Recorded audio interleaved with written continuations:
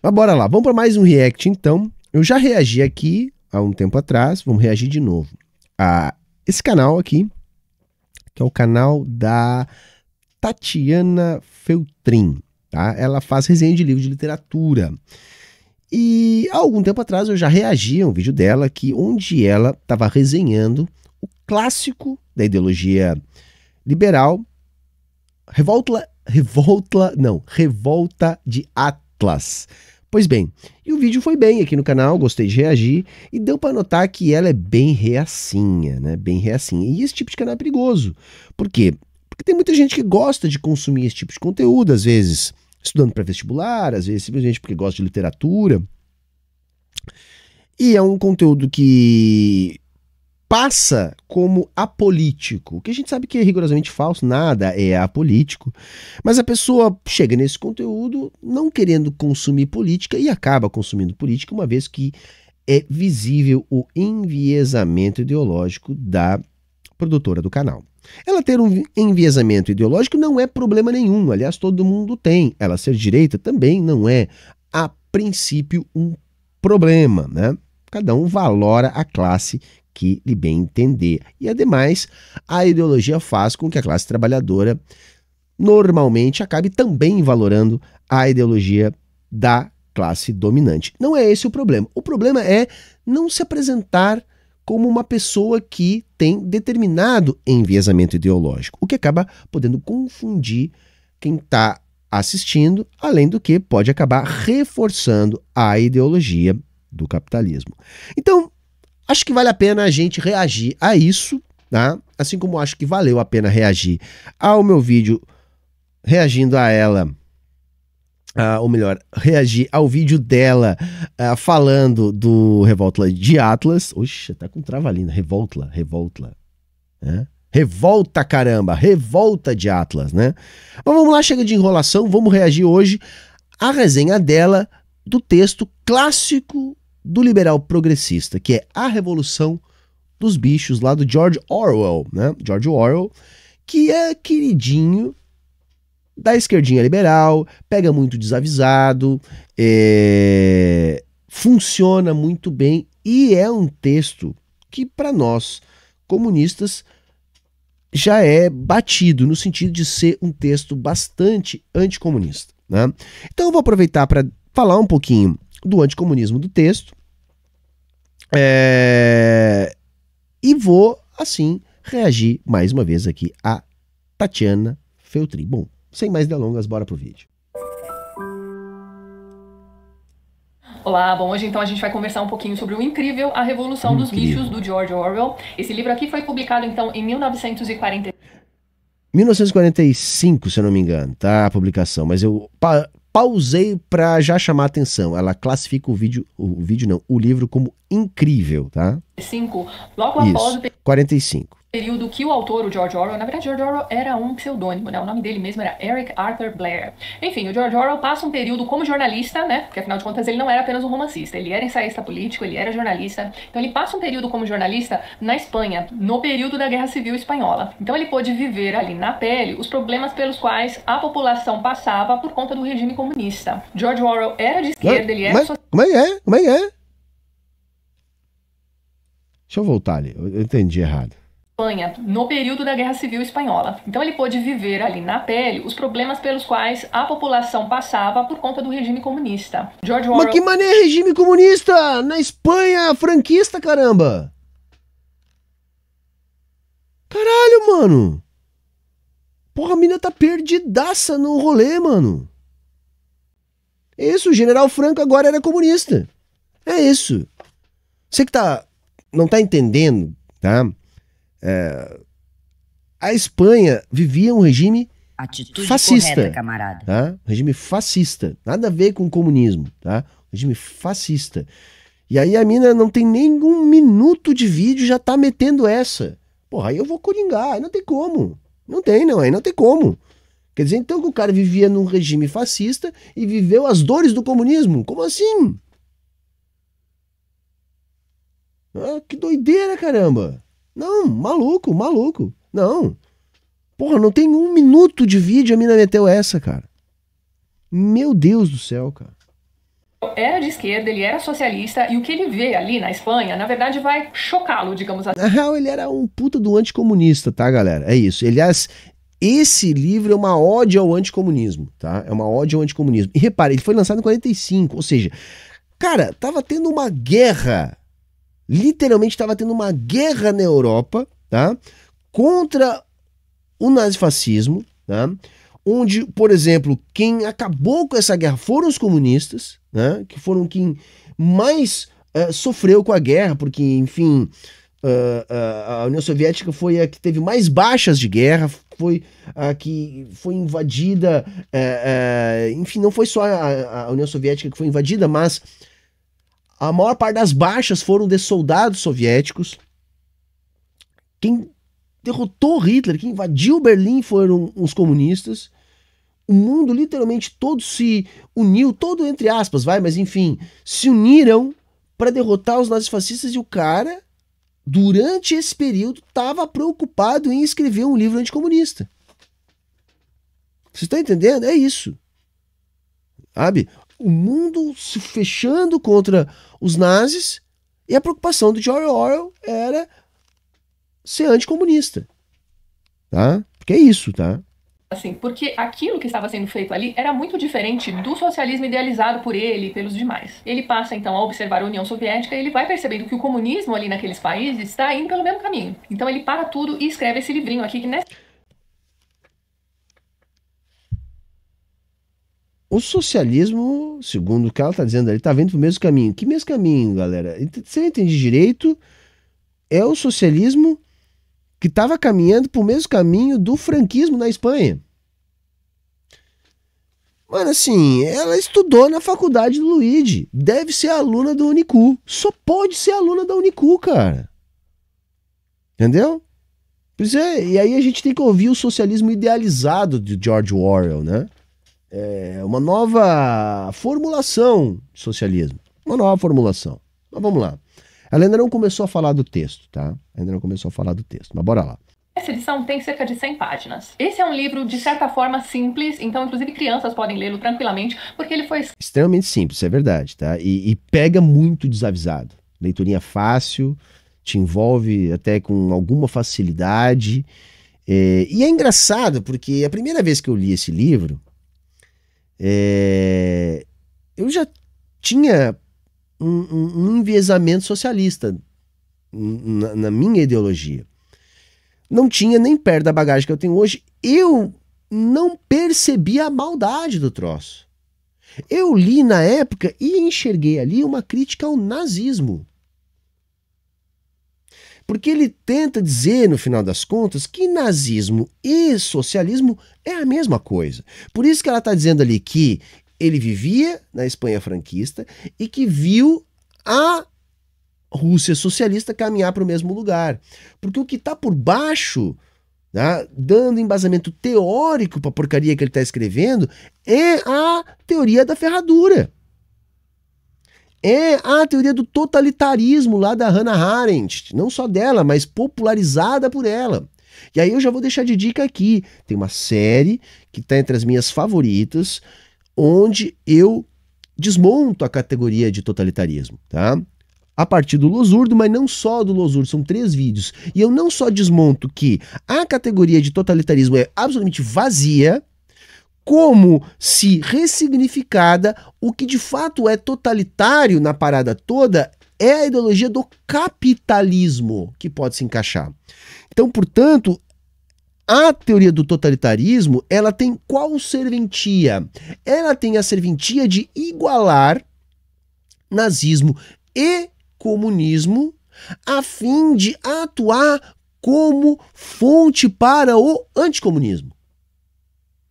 Perfeito? E o Orwell, ele está traduzindo para uma linguagem acessível, juvenil até eu diria, essa teoria que não tem determinações sólidas. É uma categoria vazia. Aliás, As Origens do Totalitarismo, que é a obra seminal lá da Hannah Arendt, ele é flagrantemente um livro dividido em 2. onde a primeira parte não conversa com a segunda, onde dá a entender, para quem está lendo, que alguma coisa mudou no pensamento da autora.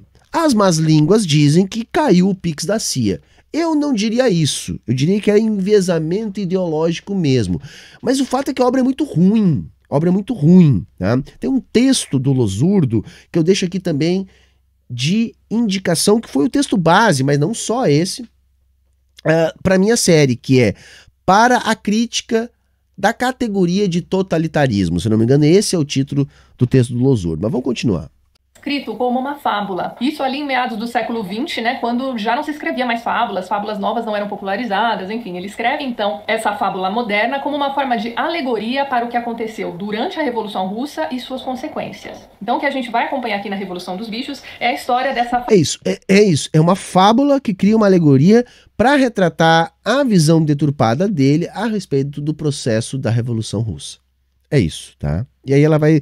O que ela vai dizer agora deve ser, imagino eu, é a descrição básica ali da fazenda, dos bichinhos, enfim, como é que foi a revolução dos bichos. Fazenda em que os animais começam a perceber que eles trabalham demais e recebem bem poucos benefícios. Então eles percebem que eles estão ali, ó, se matando para a subsistência dos homens, né, dos donos da fazenda, que muitas vezes os maltratam e tudo mais. Então eles resolvem se revoltar contra esses homens. E aí esse livro acaba justificando o que os homens fazem para explorar, ou seja, há uma justificativa para a exploração.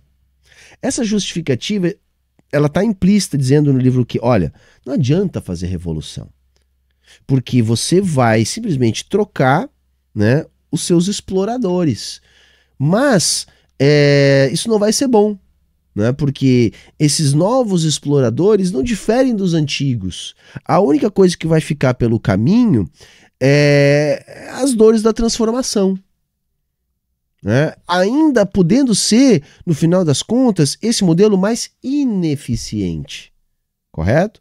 Basicamente isso que ele vai acabar justificando ao longo Quem vai incitar os animais dessa fazenda a se revoltarem contra os donos é, na verdade, um porco ancião. Então, quando ele começa a perceber que o fim dele está próximo, né, enfim, já está ali no fim da vida, ele reúne todos os animais da fazenda e os convence de que eles estariam muito melhores se eles pudessem trabalhar para si mesmos. Esse porco ancião é o Lenin, tá? É o Lenin.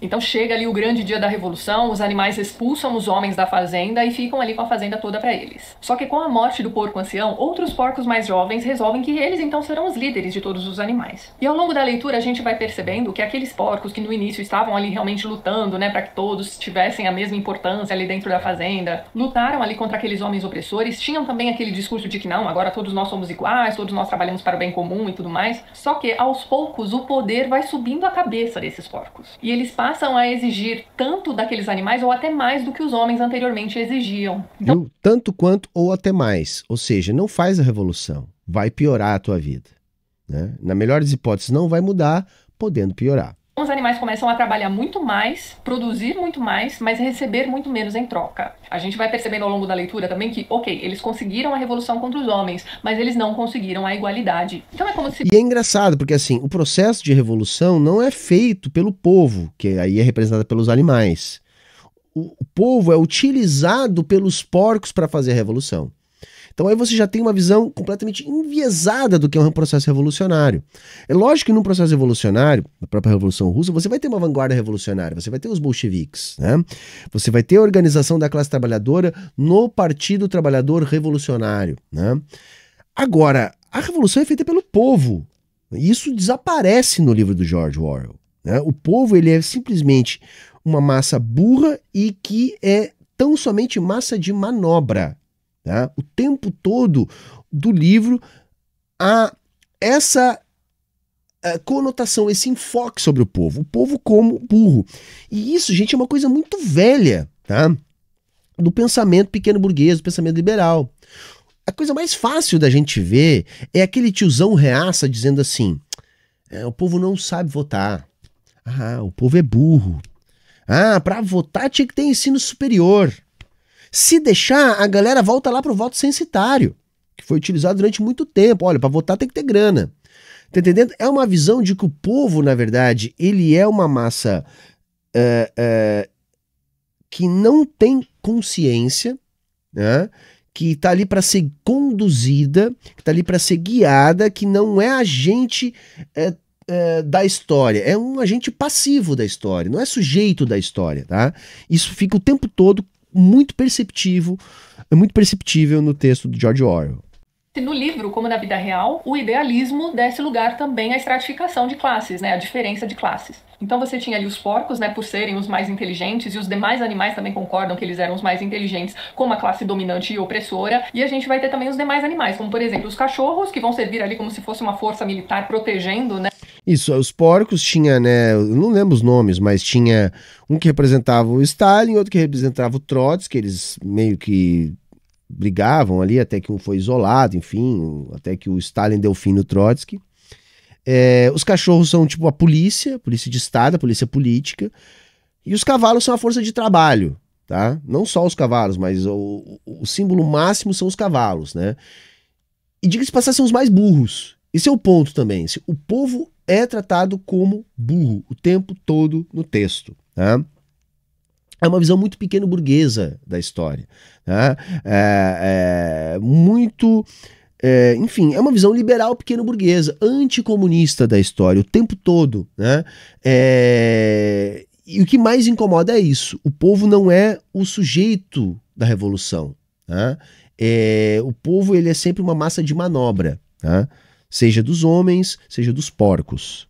Os líderes. A gente vai ter os cavalos que percebem que tem alguma coisa errada, mas eles são muito corretos, então eles precisam fazer aquilo que eles se propuseram a fazer no início, ou seja, continuar trabalhando pelo bem comum. Você tem as ovelhas que fazem tudo o que é esperado delas, então assim, elas seguem o líder como todas as ovelhas seguem, né, os pastores. E essa nova divisão de classes que vai acontecendo ali entre os animais daquela fazenda, vai acontecer também em decorrência de lavagem cerebral. Então os porcos vão criando hinos, né, que devem ser cantados todos os dias ali pelos animais da fazenda, repetidas vezes. Depois eles vão criando ali alguns slogans também, como 4 pernas bom, 2 pernas ruim, para que eles sempre se lembrem de que eles estão em melhor situação agora, que eles são comandados por animais de 4 patas. Saca? Então tudo isso é uma coisa construída pelo autor para ridicularizar os bordões, para ridicularizar os gritos, a instrumentalização utilizada da teoria, vamos dizer assim, para simplificar e transformar isso em coisas como, por exemplo, a própria Internacional, o próprio bordão Paz, Pão e Terra, né? Aquela ideia da luta de classes, então, de fazer sempre uma defesa dos trabalhadores. Ou seja, ele pega tudo aquilo que foi construído para conseguir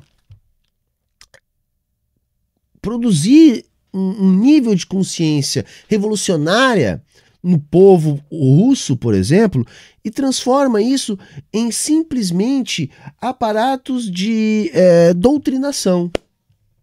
Quer dizer, você trata um processo de conscientização como se fosse doutrinação. Né?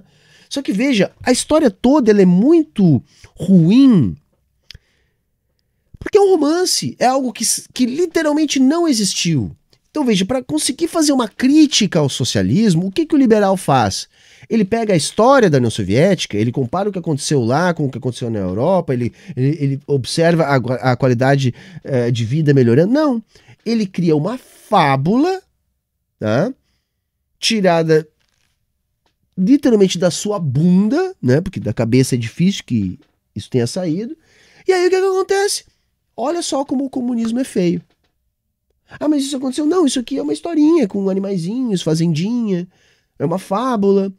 É a mesma lógica que a gente vê nos liberais aqui da internet. Por exemplo, quando eles vão fazer uma crítica ao socialismo, ao comunismo, ao marxismo, eles têm que recorrer sempre a uma parábola, a uma historinha, a um conto imaginário. Saca? É sempre nesse sentido, porque a realidade não ajuda eles a defender o ponto que eles querem defender. E é literalmente isso que o George Orwell fez. Ao invés do passado, né, em que eles eram comandados por homens, né, de 2 pernas. E eles chegam a ter também uma lista de 7 mandamentos, né? Então são as leis ali que eles devem cumprir. Eu vou ler aqui pra vocês. Número 1. Qualquer coisa que ande sobre 2 pernas é inimigo. Número 2. O que andar sobre 4 pernas ou tiver asas é amigo. Então, tipo assim, a burguesia é inimiga. Nós somos irmãos de classe trabalhador. Sabe? Então, assim, ele faz uma caricatura da ideologia. para criticar, né? Para justificar isso, teoricamente, com a teoria da ferradura lá da Hannah Arendt. Número 3. Nenhum animal usará roupa. 4. Nenhum animal dormirá em cama. 5. Nenhum animal beberá álcool. 6. Nenhum animal matará outro animal. E por fim, todos os animais são iguais. Só que a gente vai vendo aqui ao longo da história também que esses mandamentos vão sendo modificados ali pelos porcos. Então, por exemplo, quando eles descobrem ali as camas dos antigos donos da fazenda, eles resolvem que eles vão sim dormir ali naquelas camas, porque afinal de contas eles são os líderes, eles podem fazer o que eles bem entenderem. Então eles vão ali até os mandamentos e modificam, né? Eles colocam um adendo, né? E aí o quarto mandamento passa a ficar assim, ó, nenhum animal dormirá em cama com lençóis. Então eles tiram os lençóis e dizem assim, não, a gente tá seguindo as normas também. E eles vão modificando cada uma dessas leis aqui ao longo da história toda, para benefício próprio. É a formatação da burguesia, não, da burocracia estatal, né? Que a galera gosta de criticar. Aí, além de toda essa construção infantilizada, né? Em forma de parábola, enfim, um romance, né? Tem uma coisa que também tem um erro clássico de interpretação, que é aquela ideia de achar que no socialismo você não pode ter coisas, né?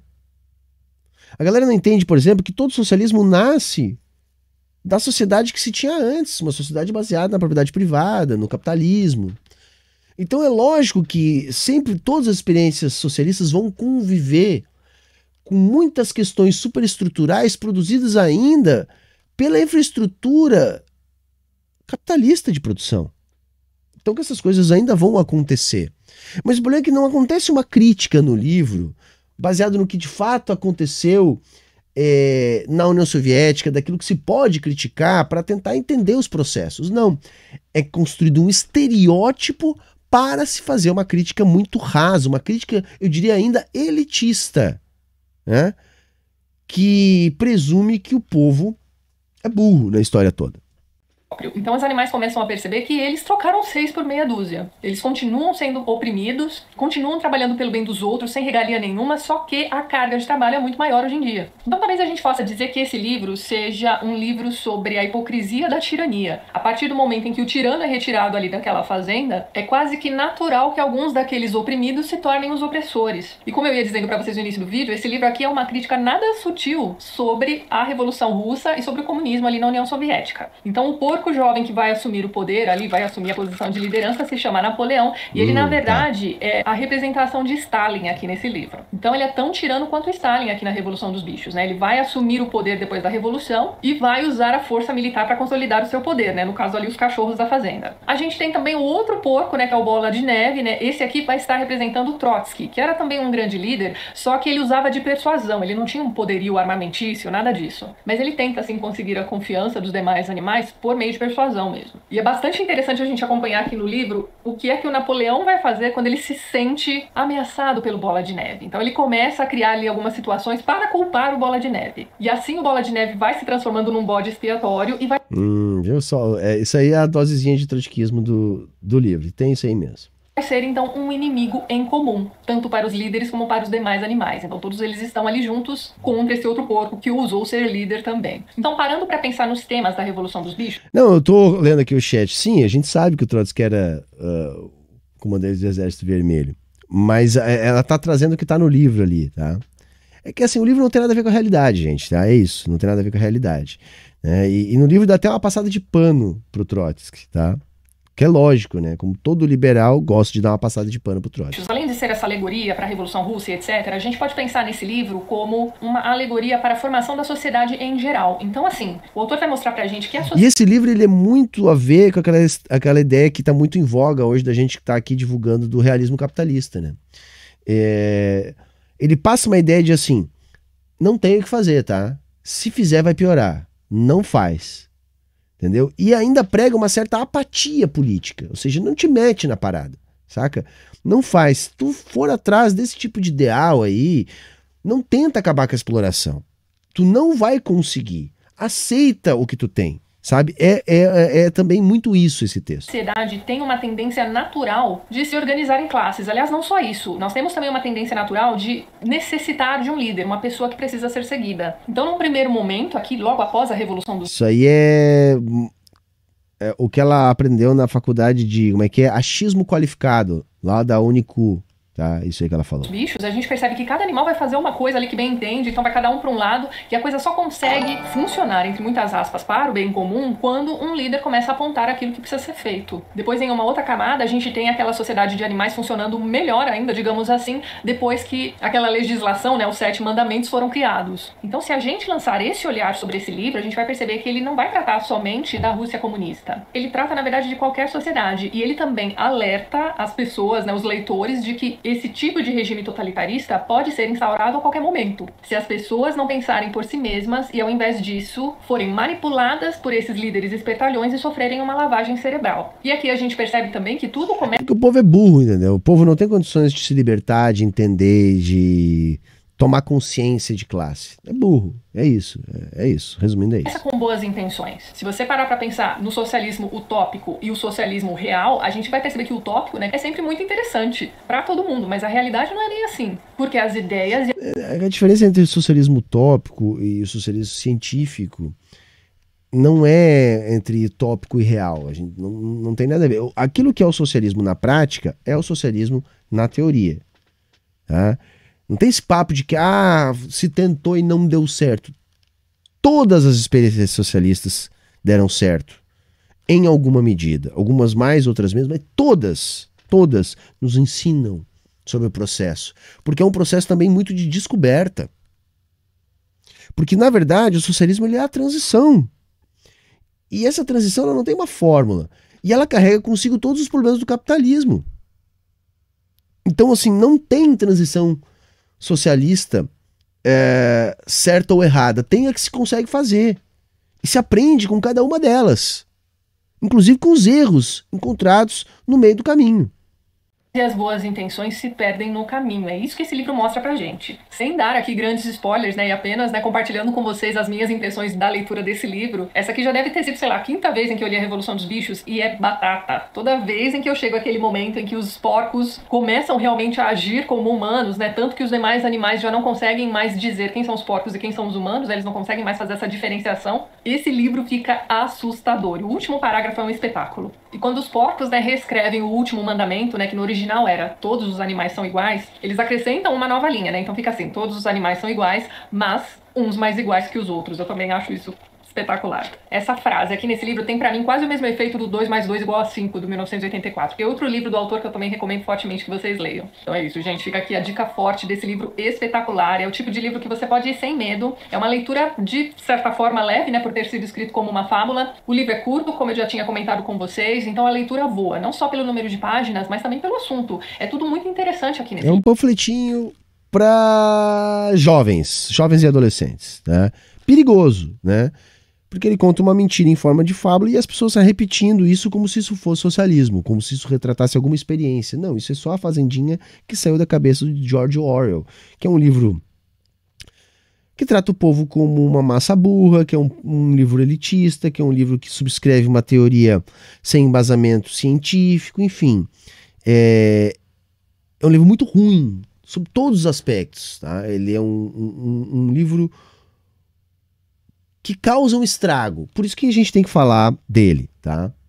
Você não quer largar enquanto você não descobre o que vai acontecer com aqueles animais. Para pano de fundo histórico, eu recomendo fortemente que vocês leiam algo sobre a Revolução Russa. Aqui no canal eu tenho toda uma playlist sobre a dinastia, né, dos Romanov, que foi ali a última dinastia dos czares da Rússia, né? Só lembrando que a Revolução Russa se deu quando o último czar foi deposto, então você pode acompanhar esses vídeos aqui no canal. E aqui a gente tem também um vídeo sobre o arquipélago Gulag. Esse é um livro escrito por uma pessoa que esteve num daqueles campos de trabalho forçado durante ali o comunismo do Stalin, só para vocês terem uma ideia do que realmente acontecia por ali. Existe também um desenho em longa-metragem, né, sobre a Revolução dos Bichos. Eu vou deixar o link lá embaixo para vocês darem uma olhadinha. Caso você já tenha lido esse livro, deixa pra gente, né, as suas impressões de leitura na descrição do vídeo. Apesar de ser um livro curto e de rápida leitura, ele tem muita informação relevante aqui nas entrelinhas. Ele não tem informação, tá? Não, ele tem uma fábula, não tem informação.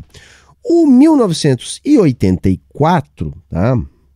Já é um pouquinho melhor, tá? Também é problemático, mas já é um pouquinho melhor.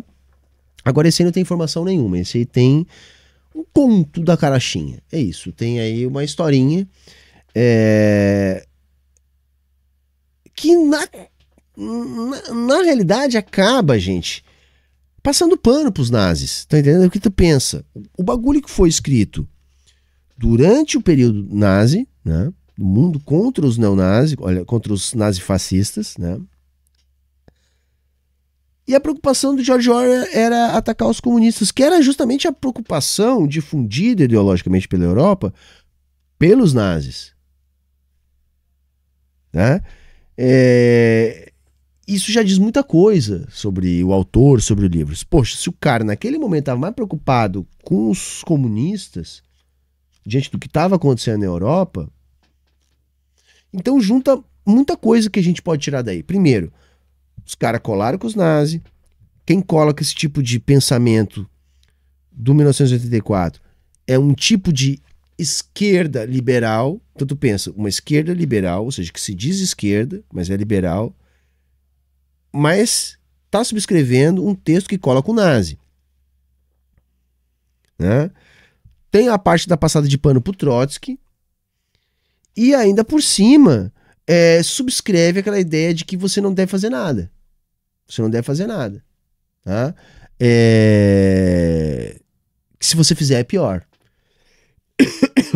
Beleza, gente? Bom, gimaço. Aliás, essa Tatiana é gimo. Gimo para um caralho. Tá? Disfarça bem, mas é gimo. Então, atenção, muito cuidado. Beleza, gente?